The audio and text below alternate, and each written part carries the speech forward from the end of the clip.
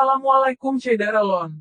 Kembali lagi di channel Irfan Aceh. Di video kali ini, kita akan membahas tentang Kedai Gedong, Samudera, Aceh Utara, Aceh. Sebelum mulai, ada baiknya saudara berlangganan terlebih dahulu di channel ini, agar dapat menjadi penyemangat buat kami, untuk terus memberikan info dan konten terbaru dari kita ya.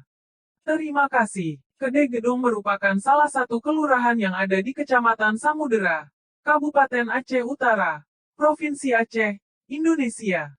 Dan merupakan ibu kota dari Kecamatan Samudera, Kabupaten Aceh Utara.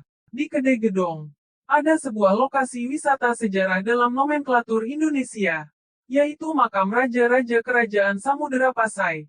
Merupakan salah satu kerajaan besar Islam Nusantara yang terkenal di seantero Sumatera, dan bahkan dunia ini.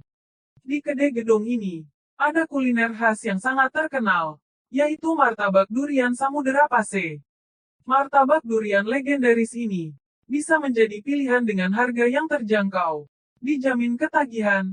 Nah Syederalon, begitulah pembahasan pada video kita hari ini.